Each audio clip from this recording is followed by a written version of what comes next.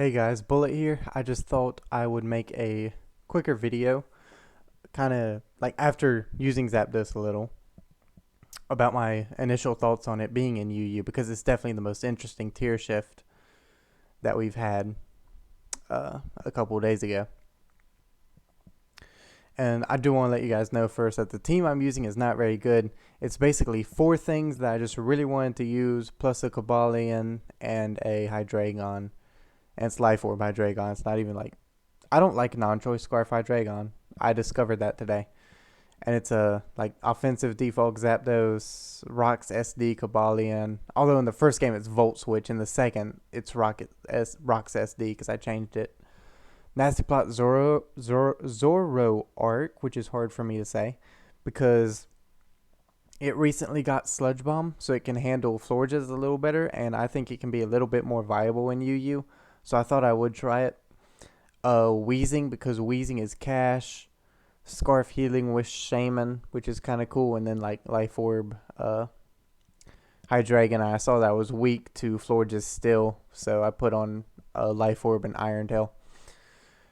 Initial thoughts on Zapdos? It's definitely not very. It doesn't seem broken. A lot of people when it first came down, like people that didn't play with Zapdos earlier in this generation or last generation, kind of immediately deemed it broken just because it was decent in OU. So if it's decent in OU, it'd obviously be amazing in UU, which it is being praised right now as being pretty good, but I think the hype will eventually die down. People will realize that it is very similar to offensive default Mints in the role that I'm using it. And really, Zapdos can perform so many roles, and I think if it does get tested, that's definitely something that will be brought up because Zapdos being able to go like physically defensive, specially defensive, it can use a Tailwind set, it can use a Life Orb set. I've heard of some people doing Choice Scarf. Its versatility is its main issue. I say that in quotation marks because I don't think it's an issue. You can generally tell from a team structure, I believe, if like you can guess kind of what it has, uh, and of course there's always scouting. Scouting's a part of the game where you do try to figure out what Zapdos has. And but there are a lot of things it can be. It can be like the sub toxic and the roost set. It can be the set that I'm using, and I mentioned the defensive ones earlier. It does have 4 move slot syndrome. You want to run Thunderbolt, you want Hidden Power, Grass, and Ice. You want Heat Wave, you want Defog, you want Roost, you want Tailwind. You really want Hurricane and Air Slash, but unfortunately it doesn't get those. Why, Game Freak? Why? I don't even understand. Uh, None of those birds get. No, Zapdos, no. Moltres and Articuno both get Hurricane. Zapdos doesn't get Hurricane. It doesn't get Air Slash either. I remember, God, I saw someone running Hidden Power Flying. That was a long time ago, though. Zapdos really doesn't get any good flying type stab, which is unfortunate. But I do think after the hype dies down, it will, like, your pick between Zapdos, Crobat, and Defogments will depend largely on what typing your team needs and what kind of support it needs.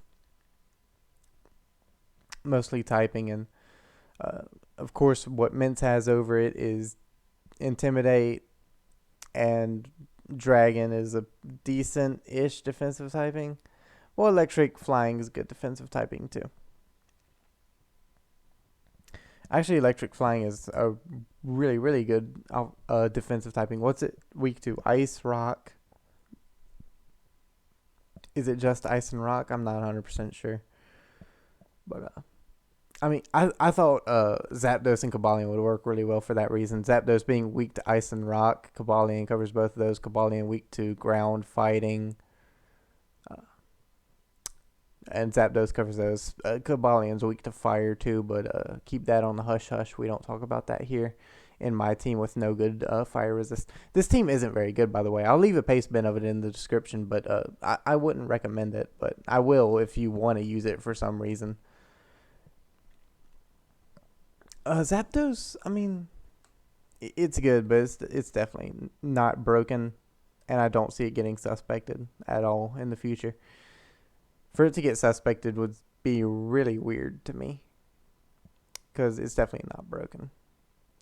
I think if Mints isn't broken, then Zapdos definitely isn't broken. But I mean, that's pretty much just all of my initial thoughts on Zapdos. So I hope you guys enjoyed. Leave a thumbs up if you liked it, and I think I will let the gameplay continue with just music, or should I find something else to talk about? What else is there to talk about? What other changes are there to UU that Zapdos brings? Oh, well, do I think Zapdos will stay UU? That's another thing to talk about. Zapdos staying UU, while Pinsir moved up to OU. I did see someone in the Smoggin thread. I don't remember if it was in the OU forum or if it was on the announcement of the tier updates that said they quoted Zapdos dropping to UU, then they quoted Pinsir going up to OU, and they just said UU, use it while you can, because I mean it's probably gonna rise. That was my initial thought, but I think OU has adapted to the point where you no longer need to use Zapdos to counter Mega Pinsir. Or, well, that's one reason. Reason number two, Pinsir, even though it got enough usage to go up to OU, it's still not incredibly common. It had about I mean, if I had to throw out a guess, it probably had around 4%, which you need 3.41% to take you up a tier, if you guys didn't know. So that's not incredibly high. And while Pinsir is a threat if it's on a team, it's not something that should be prepared for. And this is something that newer players don't seem to have much of a concept of. I actually was talking to someone newer the other day, or I presume they're newer from the way they were talking, which is kind of douchey. But they said Honchkrow is a threat in UU. And to me, a threat in a tier is something that you need to be prepared for when you're team building. Like Hydreigon is a threat in UU. It's something that you need to have a check and counter for. Mega Beedrill is something that you need to have a check or counter for most successful teams. Or you can just try to avoid Hydreigon and Beedrill, but you won't do a very good job on the UU ladder because they are very used. And that's what makes it a threat in UU, because you need to be prepared for it. Honchkrow, I think, had like 5 or 6% usage. So even though it can be a threat on a team, it's not a threat in the tier because it's not common enough for me to feel obligated to team build around it. Not to team build around it, but to team build with it in mind to counter it, if that makes sense. So I don't see Zapdos moving up to OU. I think it's found a nice home in UU, and I look forward to trying out more of its mini sets. And I actually got him there with a Zoroark. All right. I hope you guys enjoyed. I'm out, y'all. Bye, Z's. Be sure to leave a like if you liked it.